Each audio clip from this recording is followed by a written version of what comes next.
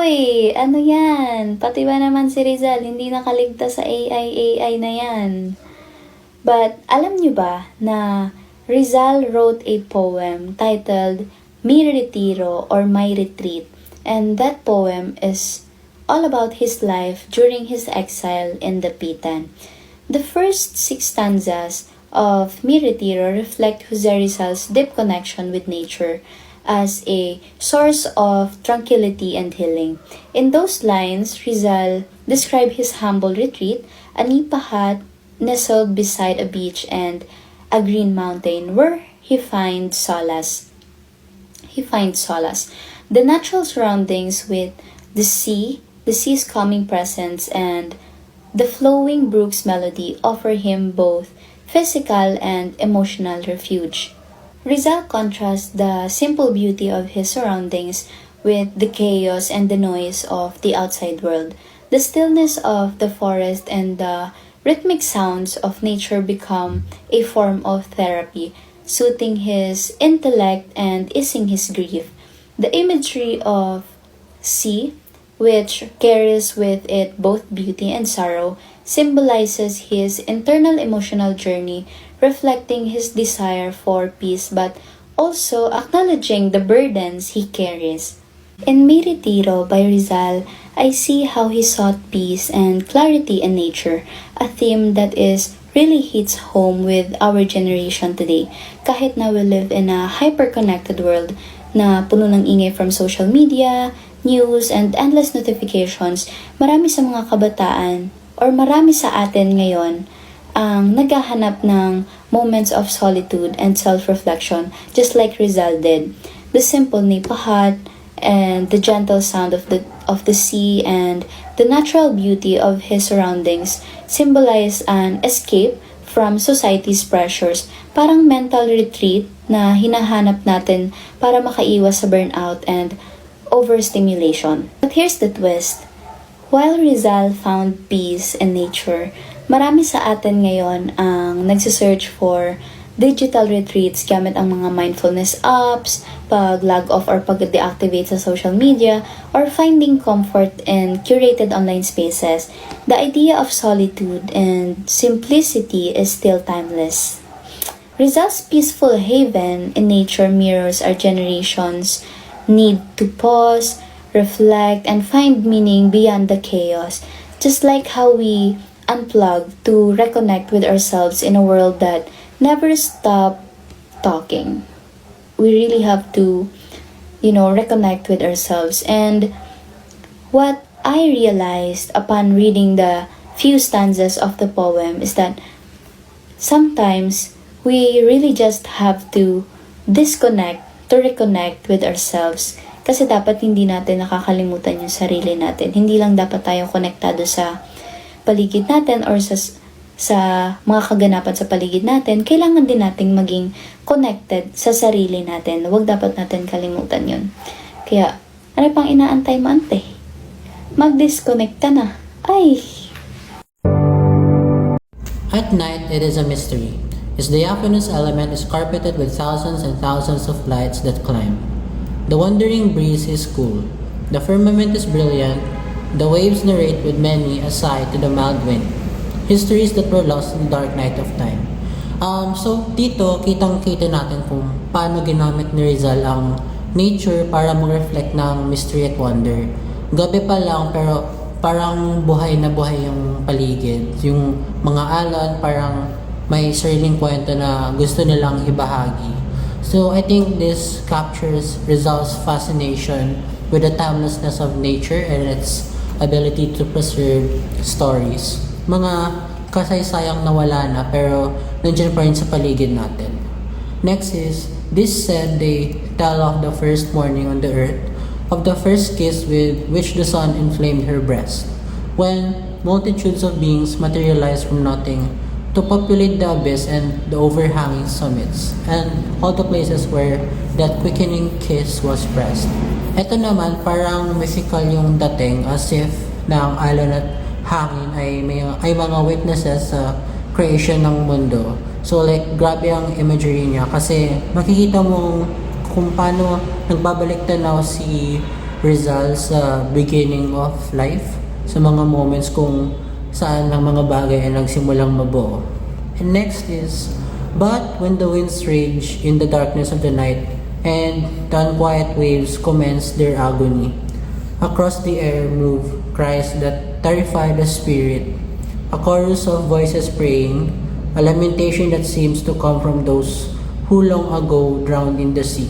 So dito, parang biglang naging intense ang atmosphere. Yung dating ng alon mula sa kalmado biglang naging agitated, tapos parang may presence ng mga nawawala o nawala sa mundo. Parang reflection din ito ng deeper fears ni Rizal na minsan kahit gaano katahimik o peaceful ang isang lugar, may mga hidden struggles o kalungkutan na biglang lalabas. Next is, then do the mountain ranges on high reverberate. The trees stir far and wide by a feet of trembling says. The cattle moan, the dark depths of the forest resound. Their spirits say that they are on their way to the plain, summoned by the dead to a mortuary feast. So here, Rizal paints a vivid scene of how nature reacts. Ang mga puno, bulubundukin, hayop, like lahat nag-respond sa mga mysterious forces. Parang ang nature itself ay may sariling emotions at reactions sa mga nangyayari. And it reminds us na there's a deeper world beyond what we can see. Next is the wild night hisses, confused and terrifying. One sees the sea afire with flames of green and blue, but calm is re-established with the approach of dawning. And forthwith, an intrepid little fishing vessel begins to navigate the weary waves anew. So dito naman, makikita ang cycle of chaos and calm, ang wildness ng dagat at gabi. Pero sa madaling araw, bumabalik ang katahimikan. Like, nakaka-inspire yung image ng maliit na bangka na nagsisimulang mag-navigate ulit sa gitna ng waves. It's like a metaphor for resilience. Kahit gaano man kalakas ang mga pagsubok, eventually mayroong hope at return to calm. Next is, so, past the days of my life in my obscure retreat, cast out of the world where once I dwelt, such is my rare. Good fortune and providence be praised for my condition, a disregarded pebble that craves nothing but moss, to hide from all the treasure that in myself I bear. Finally, dito sa part na ito, parang niyayakap na ni Rizal ang kanyang pagiging exile. Para sa kanya, parang blessing in disguise and pagkakaalis sa dating buhay niya. Masaya na siya sa simple life, being like a pebble covered in moss. And content na siya with the treasures inside him. Like, it's a powerful message kasi minsan ang tunay na yaman natin ay nasa loob, hindi sa mga material na bagay o external na mundo. Thank you. At night,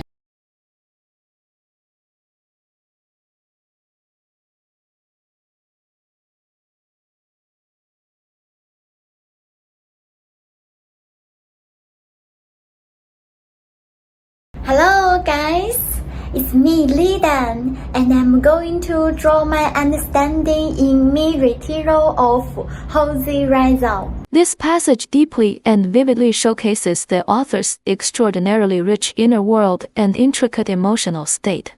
The author is inextricably bound with the memories of those he has once loved. Even though some individuals have passed away and others have been long forgotten, these memories constantly linger in his heart and mind. To the author, past memories are akin to an unfailingly loyal friend that no one can ever take away from him. At times when his soul drifts like a solitary ghost, memories have the power to uplift his spirit. During those long, sleepless nights, they stand watch and offer prayers with him, jointly enduring the loneliness of exile and the solitude of his small abode. When doubts assail him like a tempestuous tide, memories are able to instill in him unwavering belief. The author harbors an intense and unshakable belief that one day, ideals will surely triumph over violence, and on that day, a radiant light will shine brightly. After having endured intense struggles and prolonged periods of pain, The author anticipates the emergence of a voice that is even more eloquent and jubilant than his own, a voice that will know precisely how to sing the praises of victory. Simultaneously, through his delicate and nuanced descriptions of natural elements such as the sky, the breeze, and the moon, the author intricately weaves nature and his own emotions together. The light of the sky is as flawless and resplendent as his initial fantasies, seemingly a magnificent painting that immerses him and evokes endless reveries. The gentle breeze caresses his forehead in autumn, reminiscent of a time when it once kindled his burning passion and made his young heart boil with excitement. Perhaps the breeze that once blew over the fields and rivers of his hometown is the very same breeze he breathes in at this moment. It might return to him the sighs, kisses, and sweet secrets he once bestowed. Countless memories of love and vows are awakened one by one. Scenes such as a courtyard, a rooftop terrace, a beach, and a shady arbor carry not only the silence and sighs that are the deep emotions precipitated by years, but also the blushes of joy that are the brilliant imprints left by beautiful moments.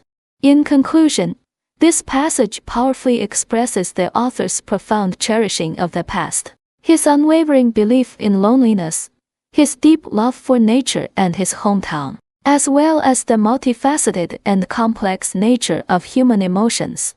Hello guys! Hello everyone! For today's video, we're doing a chill crochet with me while I talk about Mi Retiro, a poem by Rizal. In the poem, Rizal describes himself as a butterfly at thirst for radiances and colors. It's like that feeling of excitement and curiosity when you're young, full of dreams, and ready to explore the world. Parang tayo, when we first start something new, whether it's school, a hobby, or even a new stage in life, we want to experience everything, just like a butterfly flying from one flower to one another. I think it's super relatable kasi, especially for us Gen Z, we're always on the move, looking for new experiences and opportunities. We're always dreaming of something bigger, like how Rizal wanted to explore beyond his homeland.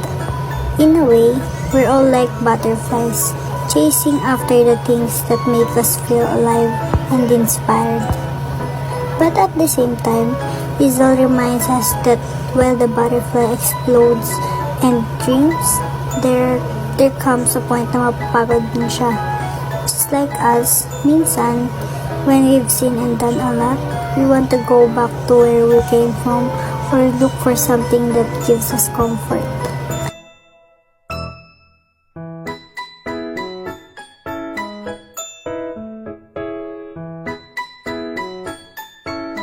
The butterfly is a perfect symbol for that balance between exploring and returning home.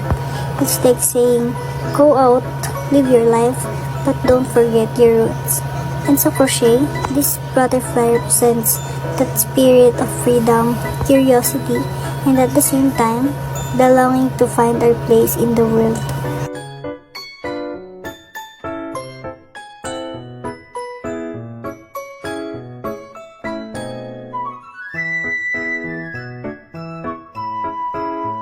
So that's it for our today's session.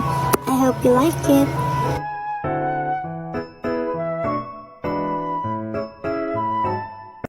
Hello everyone.